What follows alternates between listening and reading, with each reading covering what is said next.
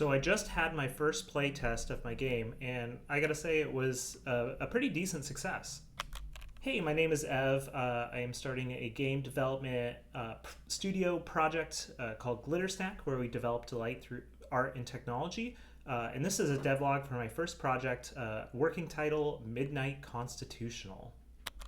So, as I stated at the beginning of this video, I did a playtest. So, in my town, there is a brewery that hosts an event where local indie devs can bring their work in progress projects, just kind of set up a laptop, a Steam Deck, you name it, across a couple of tables, and other game developers and the general public can come and try out their work in progress games, provide feedback, and just kind of get an experience. It's a really cool community event and is super valuable. And I was one of those developers that participated in that event. So what I plan on covering today is, what my game is, why I think the playtest at the event was a success, some learnings I had, and sort of next steps on the project. So yeah, let's get started. So yeah, on the screen here, I'm just gonna play through my game and kind of talk through. So a lot of this is just placeholder assets. There's currently not a goal. Really, I'm just trying to get the sort of vibe and feel of the character as you move around. So you see, you play as this sort of caped spaceman, space being, and there's lots of lovely little cloud or smoke particles that are around the screen. You can like run and jump. You can jump long, or you can jump high. You can even have a little bit of control of these little cloud particles. You can pull it into yourself or push them away. They kind of have a fun little like tactile feeling to them. But yeah, lots of like big momentum mechanics. And as you can see, as I went into the spike, things turned black and white. But when you come back, it kind of generates a new color palette for you. And this is sort of a triadic color scheme. So all of the assets are in black and white, but there is a filter applied, which then applies a color. I'm using a sort of tri-color scheme if you're familiar with the color wheel or color theory in general. So yeah, you might be able to tell that the movement is has a sort of like swingy momentum to it, and that's very intentional.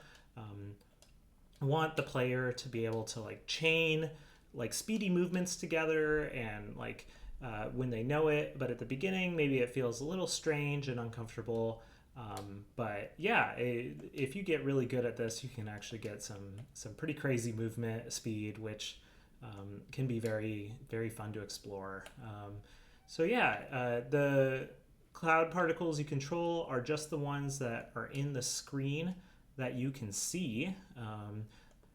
So like you can control the ones that are in the screen right here, but not the ones in the previous screen we were at.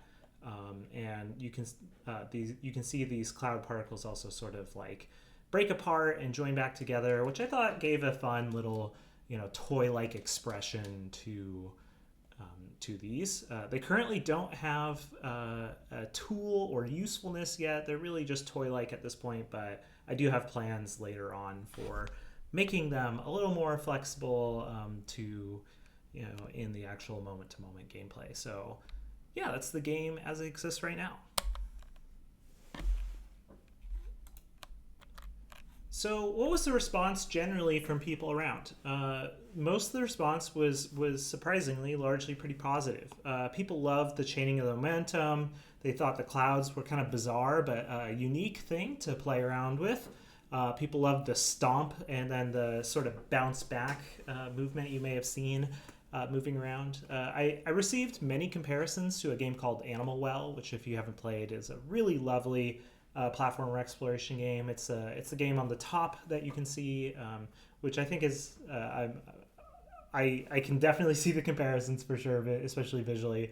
And another game called Leap Year, which is an exploration game where you do learn the mechanics, which is another encouraging sign, which is kind of the direction I wanted to go.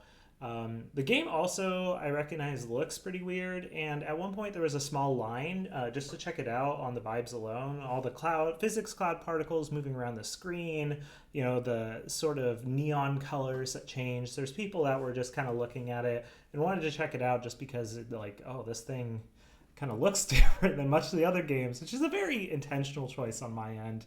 And it's good to see that kind of paid off, and I think I am going to continue to lean into that more.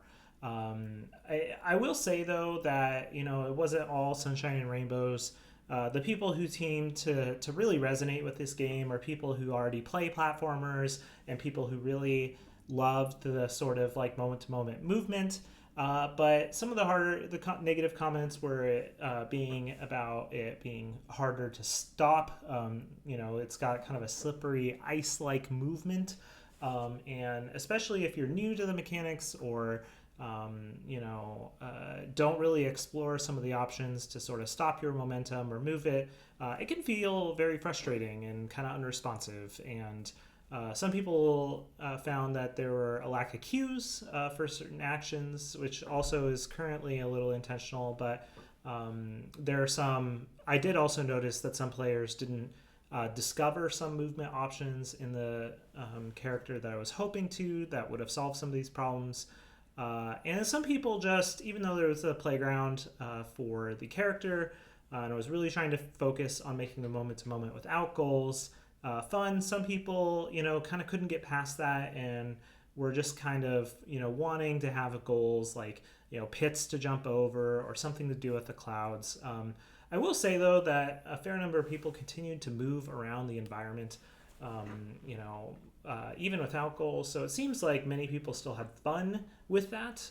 But I can understand for those who really want discrete designed experiences and aren't really more of those looking for like a toy-like experience, to give that sort of feedback. And I think the challenge I'll have is how to preserve the lovely fluid movement mechanics for those more expert players while making the introduction for new players a little bit more generous of an experience.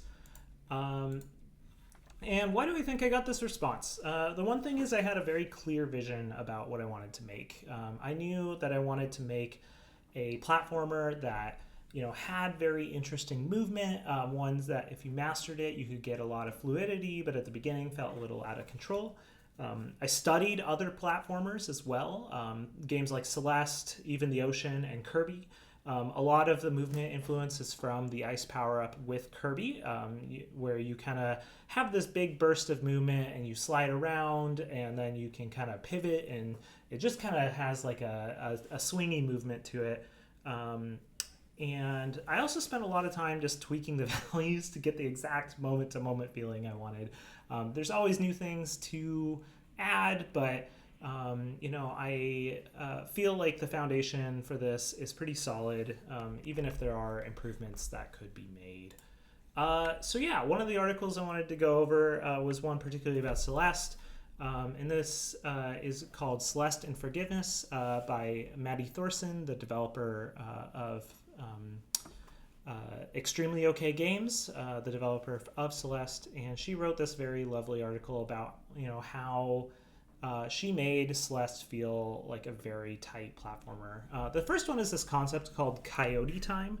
And it basically means that even when you walk off the edge, you have a little window of time to jump off the edge. And I implemented coyote time in my platformer as well. And it's really nice because sometimes when you play a platformer, it feels like it eats your input. And this kind of helps, bias towards the generosity of the player. Another one that I've added that I kind of go back and forth on with my movement is jump buffering. So if you hold the jump button for a short time before landing, you will jump on the exact frame you landed. And in my game, you kind of hold the button to jump rather than just tap to jump. So I noticed for some players that with the jump buffering, they would kind of accidentally continue to chain jumps together unanticipated. So might be something I keep, but we'll see. Halves gravity at the jump peak. This is one I also added too. It's very subtle, but basically at the top of your jump, gravity will impact you less as you fall down. And This helps you sort of like land or place your movement in a way that is not immediately noticeable, but is definitely something you feel. Some of these other ones are a little Celeste specific, like jump corner correction and dash corner correction. And it means just sliding on corners and edges. And this is something that is in my movement system too. I don't want you to hit like a solid wall and just like bonk your movement. So I bias towards sliding on corners versus stopping your movement directly. So yeah, there's much more here. If you're a fan of the game Celeste, there's lots of good details here, but I thought that this was pretty interesting, and it's definitely adds a lot to the game feel of the movement. So I just wanted to thank DeveloperEzra for the idea and also the feature on his channel.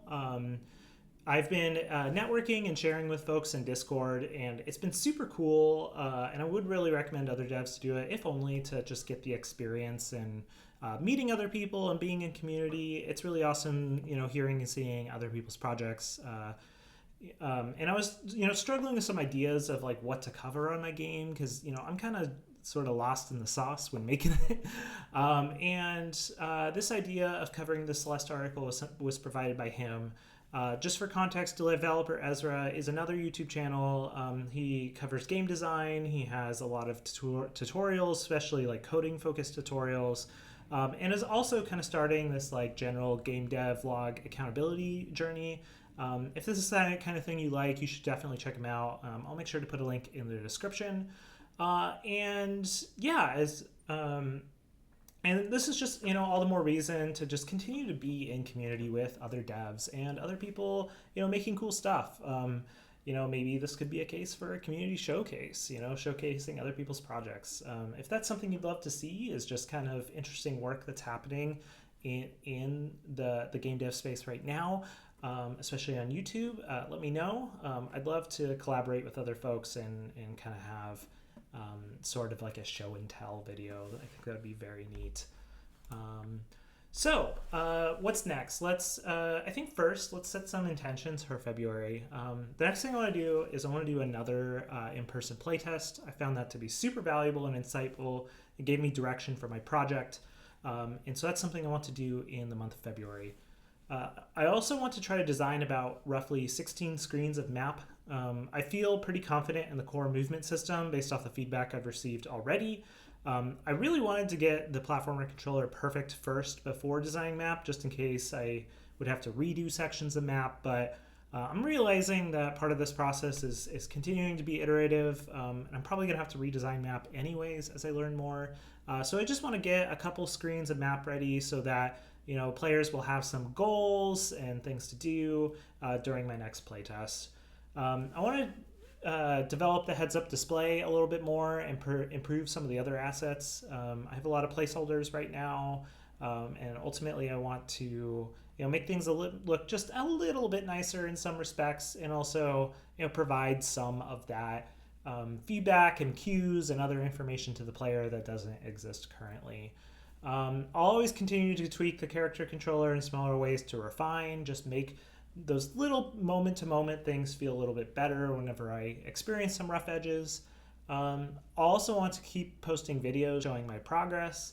And I really want to start, very high level blocking out the themes and narrative for the game. I don't think I'll have the whole thing figured out, but just, what is the scope of this project, at least from a story level, and what I want to accomplish there. And I think that'll help inform me how to build my map as well. So next time, I think we are going to try to at least get, 1 or 2 screens built. I'm going to try to build out some things with tile maps and make it a little more flexible for me to continue building maps as I'm going forward. And yeah.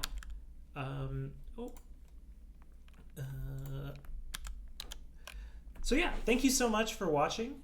If you liked this video, please subscribe. I will continue to post these. I'm trying to post them every Sunday. I usually kind of do this, on Saturday evening or Sunday morning, and just kind of go over what I did for the week. And yeah, continue to stay tuned as I add more to Midnight Constitutional. Again, thank you so much for watching. My name is Ev, and bye.